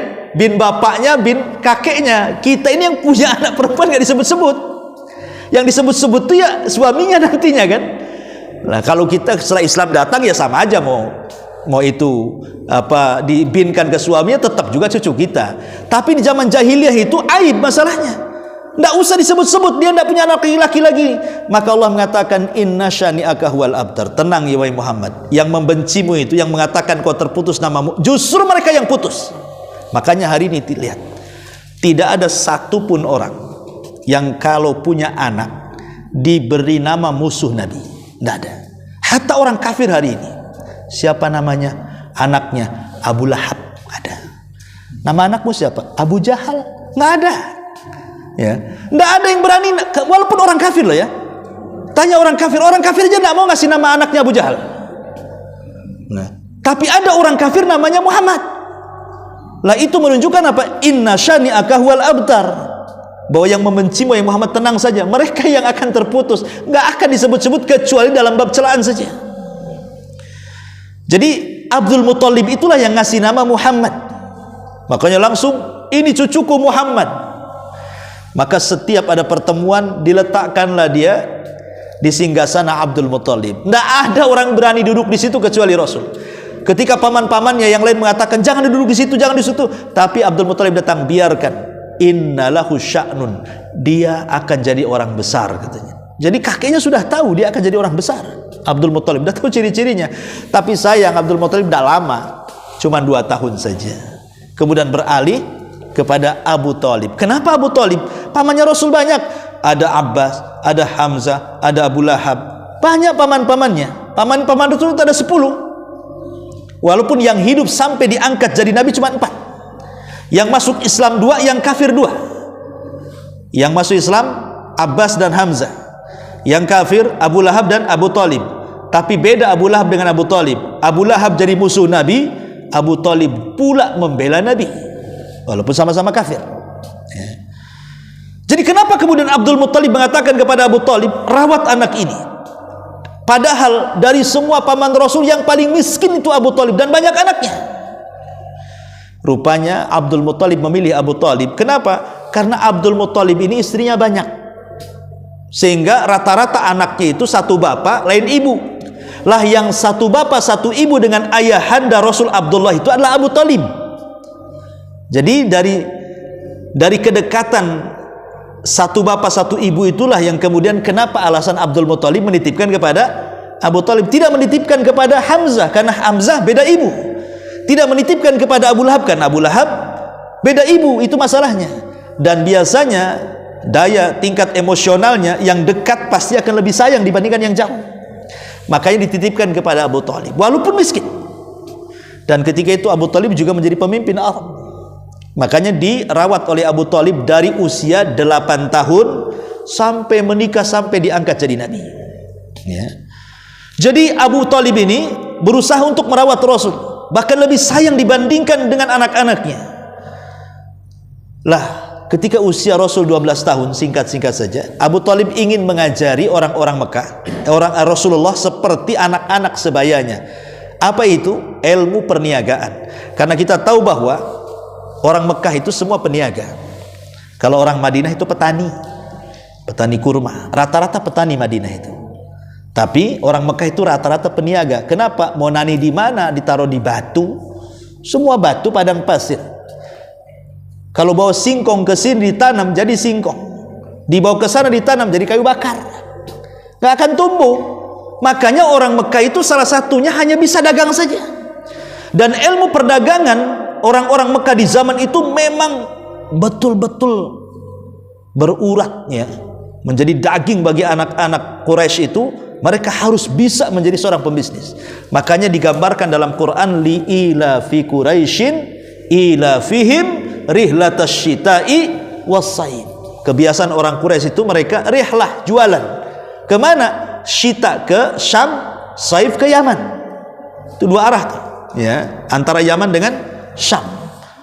Lah akhirnya kemudian di usia 12 tahun Rasul diajak pamannya ke Syam. Bayangkan Syam jauh. Ya, perjalanan 1 bulan sampai di Syam, balik lagi 1 bulan, pan enggak 2 bulan PP itu. Capeknya naik unta coba ke sana tuh. Umur 12 tahun melakukan perjalanan 1 bulan. Kita nggak bisa bayangkan tuh ke Palestina, dari Mekah ke Palestina itu naik unta. Ya. Tetapi di situ mulai ada keanehan. Tiba-tiba awan hitam itu selalu menaungi Rasul mulai dari Mekah sampai masuk ke Syam. Seolah-olah tidak pernah tersengat matahari. Setiap ada batu tiba-tiba ada yang salam. Setiap lewat pohon tiba-tiba ada yang salam. Ini keajaiban luar biasa. Tapi ketika sampai di perbatasan Syam, mereka dicegat oleh seorang pendeta ekstrim namanya Buhairah Rahib. Buhairah Rahib dalam sejarah itu dia ekstrim sampai diusir dari gereja. Saking ekstrimnya Buhairah itu diusir dari gereja, akhirnya membuat kemah di padang pasir. Alasannya apa? Karena dia itu mempelajari ilmu perdukunan. Jadi dia tahu soal ramalan tuh, Buhairah Rahib itu. Lah salah satu yang ada dalam ramalan dia itu akan muncul seorang nabi dan lewat di situ. Makanya dia di situ aja tinggal nunggu sampai kapan. Ketika dia melihat ada tanda-tandanya, maka dia selalu memperhatikan orang Arab yang lewat. Setiap kafilah lewat dagang itu diperhatikan. Sampai ketika melihat ada kafilahnya Abu Thalib, kaget dia, jangan-jangan ini, langsung dicegat. Kemudian diajak masuk, diajak makan. Kata Abu Hurairah, apakah semua sudah ada di ruangan ini? Kata Abu Thalib, tidak. Ada 1 anakku belum masuk. Sengaja aku taruh untuk menjaga barang dagangan. Kata Abu Hurairah, masukkan dia kemari. Ketika dimasukkan itulah Abu Hurairah melihat ada tanda dari anak itu. Apalagi ketika disuruh disingkap bahunya sebelah sini, rupanya ada tanda. Ya, bulatan, di situ ada kayak ada bulu-bulunya. Itu tanda kenabian namanya. Disitulah kemudian Buhairah bertanya kepada Abu Thalib, apakah ini anakmu? Kata Abu Thalib, iya anak saya. Kadzabta, dusta. Ini bukan anakmu katanya. Pasti bapaknya sudah meninggal. Ya. Tahu pula dia kan itu. Abu Thalib masih makin bingung, kok dia tahu kan itu? Iyalah dia peramal. Ya. Kemudian, mau nggak kau beberapa hari tinggal di sini? Karena pendeta dan orang Syam, orang asli sana, ya akhirnya Abu Thalib mengalah, mau beberapa hari tinggal di tendanya itu. Disitulah Buhairah memperhatikan gerak-gerik Rasul itu. Ya, disitulah dia yakin dia seorang nabi. Maka setelah dia yakin seorang nabi, dia ngomong sama Abu Thalib, jangan kau bawa ke kota. Nanti kalau orang-orang Yahudi tahu dia calon nabi, pasti dia akan dibunuh. Bawa balik katanya. Yang ngomong pendeta, ketakutlah Abu Thalib ini. Sudah sampai di Syam, sudah jauh-jauh lagi kan. Terpaksalah balik dia karena yang ngomong pendeta. Dibalikan ke Mekah, dia berangkat lagi. Lah Nabi SAW sedih lah. Kenapa dia ditinggalkan? Tapi dia tidak kehilangan akal. Dia lihat orang sebayanya 12 tahun itu ngapain di Mekah itu. Rupanya rata-rata usia sebayanya itu mereka menjadi penggembala kambing. Cari orang kaya yang banyak kambingnya, kemudian dirawat, nanti digaji walaupun dengan harga murah. Murah sekali gajinya. Sampai disebutkan oleh itu alal qararid, saking murahnya. Akhirnya dia mulai gabung tuh jadi penggembala kambing. Sejak itulah dia jadi penggembala kambing. Hikmahnya apa? Kenapa Rasul jadi penggembala kambing? Ada istilah ahli sejarah mengatakan min riayatil ghanami min riayatil ghanami ila riayatil umami. Bermula dari pemimpin menjadi pemimpin kambing, dari silah dia akan menjadi pemimpin umat. Kenapa dari kambing? Ya, rupanya kambing ini yang ngajari Nabi, ngajari kesabaran, ngajari akhlak yang baik, ngajari keberanian, ngajari rahmat, macam-macam diajari sama kambing itu. Bukan kambingnya kayak bu guru ngajarin gitu, bukan. Maksudnya orang pengembala itu kan harus sabar. Kayak kita lah punya kucing rawatan, kalau nggak sabar bisa mati kucingnya. Ya. Kalau nggak sabar kita pentungi lah kan itu. Ini kucing nih kurang ajar makan ikan asin, bisa dipentung sama kalau nggak sabar kan. Kemudian diajari pula dari kambing ini rahmat, kasih sayang. Karena kalau kambing sakit dibiarkan bisa mati, diobati, ya, ditelateni akhirnya sembuh kan itu. Diajari keberanian karena kambing ini kalau dibiarkan datang serigala, terpaksa dilawan serigala, beraninya muncul. Kemudian diajari kesederhanaan karena pengembala itu bukan kayak orang kantor, ya, bajunya bagus-bagus pakai dasi, ya, bajunya kayak gembel kayak kambing lah kan itu. Tidur sama kambing, ya, itulah orang kambing, baunya bau kambing. Itu loh, jadi diajari banyak hal ketika Rasul itu menjadi penggembala kambing. Rupanya memang Allah jadikan dia jadi penggembala kambing. Kenapa tidak menggembala unta? Karena rata-rata penggembala unta itu keras. Seperti Umar bin Khattab itu penggembala unta, makanya keras dia. Karena unta itu tabiatnya setan. Makanya orang makan daging unta itu batal wudunya. Tapi kalau orang makan daging kambing tidak batal wudunya. Rasul melarang tidak boleh sholat di kandang unta, tapi Rasul membolehkan sholat di kandang kambing. Kenapa? Karena kambing nggak cemburu. Kita sholat di situ nggak akan diganggu. Coba kita sholat di kandang unta, untanya marah tuh, tempatnya di ini, bisa datang ditendangin sama unta tuh. Makanya unta itu tabiatnya setan. Ya. Lah Rasul tidak dididik menjadi penggembala unta, tapi jadi penggembala kambing. Nah, makanya kalau ingin jadi pemimpin, menggembala kambing. Ya, nanti diajari sama kambing itu kesabaran macam-macam. Ya. Ma'asyiral muslimin wal muslimat rahimani wa rahmatullah. Sampai kapan jadi gembala kambing? Sampai beliau dewasa. Lah ketika jadi penggembala kambing inilah Nabi SAW masyhur dengan julukan apa? Shadiqul amin. Orangnya jujur, orangnya amanah. Bagaimana kisahnya sampai julukan ini nempel sama Nabi itu? Begini. Jadi ketika Rasul itu sudah usianya 15, masih jadi penggembala kambing. Bertahun Rasul menjadi penggembala kambing itu. Walaupun di situ ada peristiwa namanya perang Fijar, ada Hilful Fudul, macam-macam ceritanya. Saya ingin fokus di kambing ini dulu. Jadi Nabi SAW apabila ada acara, kalau sudah 18 tahun kan umumnya orang Arab di zaman itu kan nikah muda. Jarang yang tua-tua nikah orang Arab itu. Zaman itu kecil-kecil sudah nikah. Ya, orang Arab itu. Makanya Rasul aja menikah dengan Aisyah umurnya 6 tahun kan itu. Baru digauli 9 tahun ketika dia sudah dewasa, sudah balik. Jadi ada acara pernikahan. Lah Nabi SAW selalu dititipkan kambing sama kawan-kawannya karena ingin hadir di pernikahan. Maka Rasul kadang-kadang nampung beribu-ribu kambing. Kalau dia punya 10 kawan, ya 10 kambing kawannya diambil sama dia, dirawat sama dia. Sampai acara itu bisa berhari-hari, bisa seminggu acara itu kan. Baru datang, tidak ada satupun kambing yang hilang, tidak ada satupun kambing kawannya yang sakit, tidak ada satupun kambingnya yang mati, tidak ada yang dimakan serigala, utuh, makan sehat. Disitulah kawan-kawannya menjuluki dia orangnya amanah. Tidak ada yang hilang kambingnya, malah sehat. Orang yang jujur. Bahkan orang Arab itu karena terkenal wafa. Tadi saya katakan wafa. Orang Arab itu terkenal wafa itu. Jadi kalau Anda berbuat baik sama saya, 1 kali saya akan berbuat baik 2 kali. Itu namanya wafa. Itu orang Arab terkenal dengan wafa itu. Ya. Jadi karena Rasul itu sudah baik sama mereka, mereka pengen juga ngajak pesta. Ayolah, ada orang nikah kawan kita datanglah ke sana. Ya, tapi ingat Nabi itu dari kecil tidak pernah melihat aurat, tidak pernah memandang aurat, tidak pernah minum khamar, tidak pernah. Ya, jadi memang sudah dipersiapkan oleh Rasul jangan ada cacat, karena dia akan jadi Nabi. Jadi apabila datang ke acara pernikahan, beliau hanya bisa tidur saja, karena di acara itu banyak kemungkaran masalahnya. Ya, banyak mengumbar aurat, minum khamar dan macam-macam kan gitu. Rasul datang saja ke walimah langsung tidur. Selesai walimah dibangunkan. Jadi nggak tahu apa yang terjadi itu. Kalau kita ini kalau ada konser di walimah paling depan pula, payahnya pula pakai sarung, pakai peci pula. Lebih parah lagi ikut joget pula di situ. Wah ini gak ada terlaluan. Jadi Rasul tidak pernah melihat maksiat memang. Jadi luar biasa. Itulah makanya tersematkan kalimat Shadiqul Amin itu ketika jadi penggembala. Lah ketika usianya ya sekitar 18-20 tahun, beralih dia. Karena sudah dewasa sih masalahnya, sudah bisa, dia ingin beralih dari penggembala menjadi pedagang, layak seperti orang-orang itu. Maka mulailah dia dagang kecil-kecilan di sekitar Mekah. Kemudian mulailah dia merambah ke Yaman, ke Syam. Lah rupanya para sedagar-sedagar yang kaya-kaya itu suka dengan dia, karena selalu diuntungkan dan tidak pernah dirugikan.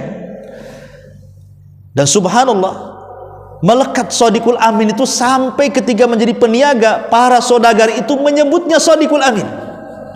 Sampai terdengar oleh seorang wanita yang disebut dengan Thahirah, wanita suci. Karena orang Arab menyebutnya, aku masuk ke wanita suci dan keluar dari wanita suci. Maksudnya siapa? Khadijah. Kedengaran di telinga Khadijah. Dan Khadijah itu wanita paling kaya di zaman itu. Jadi kalau saudagar Arab yang laki-laki dikumpulkan kekayaannya dengan kekayaan Khadijah, nggak ada apa-apanya. Saking kayanya Khadijah itu, kaya sekali. Karena dia mewarisi harta dua suaminya. Suami pertamanya meninggal, mewarisi harta. Nikah lagi, meninggal, kemudian mewarisi harta. Dan dia juga orang wanita cerdas. Dia punya anak dari suaminya yang lain, tapi tidak diceritakan anaknya. Lah ketika kemudian Khadijah ini mendengar kok ada anak muda yang katanya orangnya jujur, amanah, kenapa aku tidak kerjasama dengan dia? Mulailah kemudian dia mencari-cari orang itu, ketemu, diundang ke rumahnya. Disitulah mulai diajak bisnis dengan sistem mudharabah. Dalam bahasa Kitabul Bay itu, mudharabah itu artinya saya kasih modal, kau yang mainkan modalmu. Akhirnya dimodalkan. Lah beberapa kali ketika membawa dagangan Khadijah itu, keuntungannya berlipat-lipat. Dan Khadijah tidak pernah bekerja sama dengan siapapun yang keuntungannya berlipat-lipat kecuali dengan Muhammad. Dia penasaran. Karena biasanya kata orang dia baik, tapi orang itu belum dikatakan baik sampai tahu kelakuan ketika safar. Makanya safar disebut safar karena yusfir tabiat ar-rajul, menampakkan tabiat orang.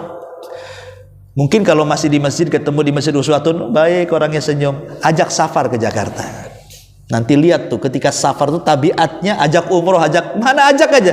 Tahu nanti bakhilnya nampak, ya kan, egonya nampak, emosinya nampak. Nah itu orang safar itu. Karena namanya orang safar lemah, lelah, letih kan, dia mikir sendiri kan ya. Tapi kalau ketika dia safar baik, memang dia orang baik. Tapi ketika safar tidak baik, berarti memang dia nggak baik. Dia ini pencitraan saja nih, Masjid Uswatun, senyum-senyum itu. Kalau diajak safar nampak pula emosian dia. Tabiatnya nampak. Makanya disebut safar itu yusfir, menampakkan gitu ya. Tabiatnya seseorang tuh. Jadi Khadijah pengen, jangan-jangan itu pujian orang sama Muhammad saja. Saya ingin tahu ketika dia safar, diutusnya budak dia yang laki-laki namanya Maisarah. Maisarah, kau ikut dagang dengan Muhammad. Catat semua yang terjadi. Jangan dilewatkan. Maka dikirimlah Maisarah. Lah Maisarah ini mencatat semuanya, termasuk keanehan-keanehan. Apabila lewat batu kok ada ucapan salam, kalau lewat pohon ucapan salam, kemudian hewan yang menaungi, kemudian juga bagaimana Rasul itu selalu tersenyum. Ya, Rasul itu, itulah mukjizat aneh ya Rasul itu ya, akhlaknya kan. Apa kata Anas? Nabi itu tidak pernah tidak tersenyum. Dia muka masam itu seumur hidup satu kali. Bayangkan, muka masam Rasul itu seumur hidup cuma satu kali. Kapan? Ketika dia sedang berdakwah di pembesar Quraisy, datang orang buta namanya Ibnu Umi Maktub, ingin masuk Islam. Lalu Rasul lagi fokus ke pembesar-pembesar. Nih kalau masuk Islam pasti bawa kaumnya nih. Ini orang buta miskin ngapain datang? Rasul tidak suka. Akhirnya mukanya masam, kemudian tidak mau melihat, fokus kepada orang Quraisy pembesarnya itu. Turun ayat abasa wa tawalla an ja'ahul a'ma. Rasul bermuka masam dan berpaling ketika datang orang buta, kata Allah. Allah tegur tuh. Ya. Jadi inilah peristiwa Rasul bermuka masam seumur hidup. Kalau kita ini seumur hidup muka masam, sekali senyum. Itu kalau kita ini dibalik gitu. Masam aja gitu mukanya. Ketemu dia masam lagi gitu. Gitulah aneh Rasul itu memang. Dia senyum terus satu kali seumur hidup. Atau contoh ya, mukjizat Rasul itu yang sederhana. Kata Aisyah, ma'aban Nabi sallallahu alaihi wasallam ta'aman qat. In ishtahahu akala wa in karihahu taraka. Rasul itu tidak pernah mencela masakan, mencela makanan, tidak pernah seumur hidupnya. Kalau dia suka makan, tidak suka tinggalkan. Jadi seumur hidup tidak pernah mencela makanan. Coba kita satu hari tidak mencela makanan itu tidak bisa rasanya. Kita ajak makan bakso, gimana baksonya? Bisa diulang? Apa ini? Udah langsung tuh. Kadang-kadang bukan makanan yang dicela, chefnya dicela. Itu chef apa itu? Makan asin, masin semua nggak jelas katanya kan. Kadang-kadang kita ini kalau nggak mencela sehari ini, kadang nggak bisa. Padahal Rasul mengatakan kalau suka makan, nggak suka diem, jangan komentar, hargai. Nah itulah mujizat Rasul, tidak pernah mencela makan. Kalau kita terbalik, mencela terus makan. Ya, sekali-kali aja memuji makanan itu pun ada apa-apanya tuh. Ya. Tapi yang jelas bahwa itu mujizat sederhana, tapi tidak bisa dilakukan manusia. Padahal kan akhlak-akhlak seperti ini kan mudah kan, kayak senyum. Tersenyum kan mudah sebenarnya kan. Makanya orang kalau suka senyum, manis tuh mukanya. Tapi kalau orang jarang senyum, sekali senyum, pasti ada apa-apa tuh. Ada apa kok senyum-senyum? Pasti mau pinjam uang nih katanya. Intinya bahwa mujizat Rasul sederhana tidak bisa ditiru. Lah Maisarah ini mencatat semua akhlak Rasul sepanjang jalan. Ketika pulang diceritakan sama Khadijah. Disitulah rasa cinta Khadijah masuk. Ya. Ingin menikah dengan Nabi.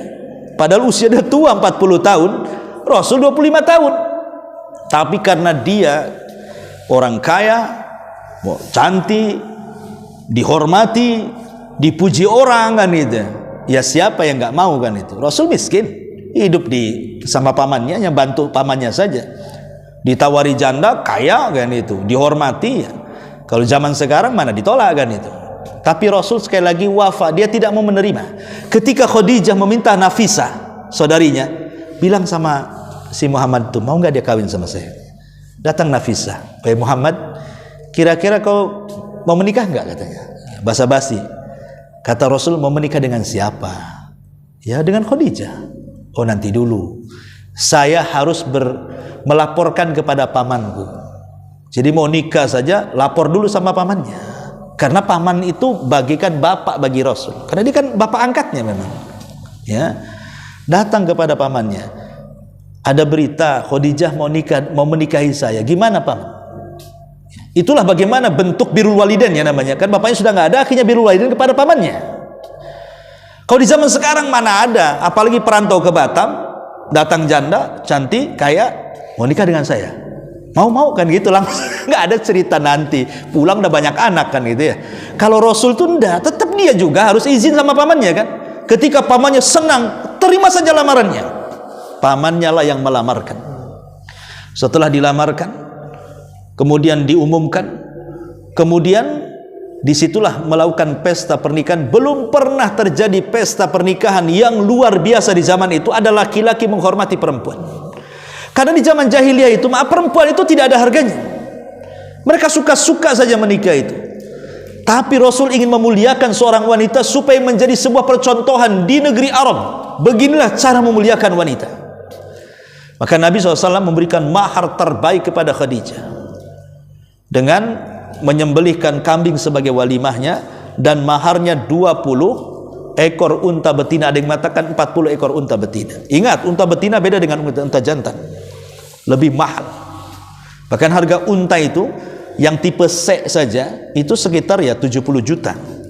Ya naik sedikit tipe B bisa 100. Ya naik sedikit tipe A bisa 100 lebih. A plus bisa sampai 200 juta. Itu satu unta. Kali 20, anggap saya 100 juta. Kali 20. Udah banyak tuh kan. Itu maharnya Nabi. Kira-kira maharnya bapak-bapak apa dulu? Enggak ya. Maharnya apa? Ya. Seperangkat alat sholat. Mending lah. Ya. Seperangkat alat sholat. Tapi tak sholat juga dikasih seperangkat itu. Ya bagus lah. Maksudnya jangan seperangkat alat sholat saja. Lipatkan di sajadahnya itu 200 juta pokoknya kan. Kan mantap tuh. Sebab 200 juta 20 unta itu kalau dibelikan Avanza dapat tuh 20 Avanza tuh. Avanza yang harga 100 yang second jadilah. Kan gitu kan. Kenapa Rasul itu mengajarkan mahar laki-laki harus besar, tapi kalau perempuan minta mahar harus murah? Perempuan kalau ditanya mahar, minta yang paling murah. Sendal jepit pun tidak apa-apa. Tapi kalau laki-laki, jangan murah, dia harus mahal. Seperti di zaman Rasul itu ada namanya Thabit ibn Qais al-Musammas. Dia ngasih mahar apa? Hektaran kebun kurma. Ya. Kenapa demikian? Karena dikhawatirkan nanti di tengah jalan terjadi cekcok, istri minta cerai. Kalau istri minta cerai, syaratnya apa? Balikan mahar. Kalau seperangkat alat sholat beli di pasar jodoh, ambillah katanya kan. Tapi kalau jutaan uang, mikir nih uang dari mana sih balikin? Nggak jadi kawin, jadi cerai kan akhirnya kan? Ya nggak bisa lah, sayang juga maharnya banyak-banyak. Nanti saya miskin lagi kan. Itulah kenapa kemudian kalau laki-laki ngasih mahar terbaik, kalau perempuan minta mahar termurah. Karena takut ada konflik nanti di tengah jalan. Ya. Tapi sekarang ini malah enggak, terbalik. Perempuannya minta mahar yang tinggi, laki-lakinya nawar-nawar. Kan itu dibalik-balik oleh zaman sekarang ini. Taib. Jadi ketika kemudian Nabi SAW sudah menikah dengan Khadijah, itulah Allah karuniai banyak keturunan dari Khadijah. Di sana ada Qasim anak pertamanya. Dari situlah Rasul disebut Abul Qasim. Ya, ada Abdullah, ada Ruqayyah yang paling besar lah perempuan. Kemudian di bawahnya Zainab, Ruqayyah, Ummu Kulthum, Fatimah. 6 dari anak Khadijah. Tambah 1 Ibrahim dari anak budaknya namanya Maria Qibtiyah. Ini turunan Nabi semuanya. Tapi sayang, semua meninggal Nabi masih hidup, kecuali Fatimah. 6 bulan setelah Rasul meninggal baru menyusun. Tapi Qasim meninggal di waktu bayi, Abdullah meninggal di waktu bayi, bahkan Ibrahim juga meninggal di waktu bayi. Kemudian Zainab meninggal, Rasul masih hidup. Kemudian Ruqayyah meninggal, Rasul masih hidup. Kemudian Ummu Kulthum meninggal, Rasul masih hidup. Dan tiga-tiganya Rasul yang mengkafani, yang menguburkannya, kecuali Fatimah. Fatimah 6 bulan kematian Rasul baru menyusul.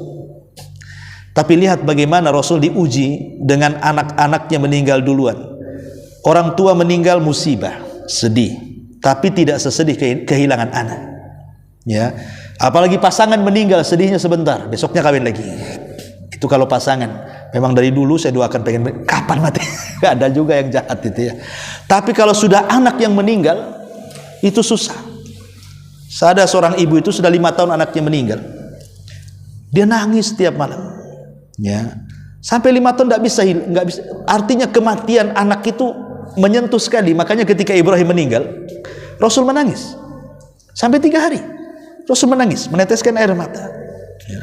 Sehingga Abdurrahman ibn Auf itu bertanya Rasul, bukankah kau melarang tidak boleh ketika terkena musibah kau menangis? Kata Rasul, Abdurrahman, ini bukan tangisan niyahah, ini tangisan rahmat. Wajar aku menangis karena kematian Ibrahim. Kemudian Rasul mengatakan, ya Abdurrahman, innal aina la tadma wa innal qalba la tahzan wa inna bi firaqika ya Ibrahim lamahzunun wa manaqulu illa ma yarda rabbuna. Abdurrahman, namanya mata ini bisa mengeluarkan air mata, dada ini bisa sedih. Perpisahan aku dengan Ibrahim menyesakkan dada, tapi aku berusaha tidak berkata-kata kepada Allah kecuali yang diridhoi Allah Subhanahu wa taala. Jadi Rasul tetap sabar. Ya, menangis boleh tapi jangan niyahah. Niyah itu artinya guling-guling, ambil gunting, cukur-cukur rambut, sobek-sobek kan, nampar-nampar, itu namanya niyahah tuh. Nanti datang ke kuburan, oh, nangis depan suaminya udah mati, nanti anakmu makan apa kan itu. Hidup lagi, seandainya dihidupkan tuh, gimana ceritanya tuh? Nggak lari dia. Ya. Jadi ada orang-orang yang niyahah, tidak boleh dalam Islam itu. Karena Rasul mengatakan laisa minna man dharabal hudud wa syaqqal juyub wa da'a bid'awal jahiliyah. Bukan umatku, kata Rasul, orang yang menampar-nampar pipi, mau nyobek-nyobek pakaian, berteriak-teriak ala jahiliyah. Itu niyah tidak boleh. Sabar ya ketika kematian. Taib. Setelah Nabi SAW, itu kan 9:30 Pak Lukman. Ini belum, baru sepertiga caranya sejarah ini. Jadi lanjut gimana nih? Lanjut atau bersambung? Sambung aja lah ya. Iya, ya. Kita sepakat bersambung saja karena tadi diumumkan Pak Lukman setiap bulan kita ada kajian sirah. Iya, sebelum saya tutup ada waktu 5 menit, kita buat tanya jawab saja. Silakan kalau ada yang mau bertanya. Ada yang bertanya? Nggak ada? Iya, alhamdulillah. Ya, kita berdoa kepada Allah Subhanahu wa taala, mudah-mudahan malam ini malam berkah dan kita senantiasa menjadi umat Rasul yang istiqomah menjalankan sunnah Nabi sallallahu alaihi wasallam dan terus meneladani Nabi sallallahu alaihi wasallam. A'udzubillahi minasyaitonir rajim. Bismillahirrahmanirrahim. Ihdinas siratal mustaqim, ihdinas siratal mustaqim, siratal ladzina an'amta 'alaihim ghairil maghdubi 'alaihim waladdallin. Allahumma nas'alukal huda wat tuqa wal afafa wal ghina. Allahumma arinal haqqa haqqan warzuqna ittiba'ah wa arinal batila batila warzuqna ijtinabah. Allahumma waffiqna ila sunnati rasulika ya rabbal alamin. Allahumma waffiqna ila sunnati rasulika ya rabbal alamin. Allahumma waffiqna ila sunnati rasulika ya rabbal alamin. Allahumma waffiqna ila siratal mustaqim. Allahumma nas'aluka al jannah wa ma qarraba ilaihi min qawli wa amal wa na'udzubika min sakhatika wan nar. Rabbana la tuzigh qulubana ba'da idh hadaitana wa hab lana min ladunka rahmatan innaka antal wahhab. Rabbana atina fid dunya hasanah wa fil akhirati hasanah wa qina adzabannar. Wa sallallahu ala sayyidina Muhammadin wa ala alihi wa sahbihi ajmain. Subhanakallah bihamdika asyhadu an la ilaha illa anta astaghfiruka wa atubu ilaik. Allahu ta'ala alam. Assalamualaikum warahmatullahi wabarakatuh.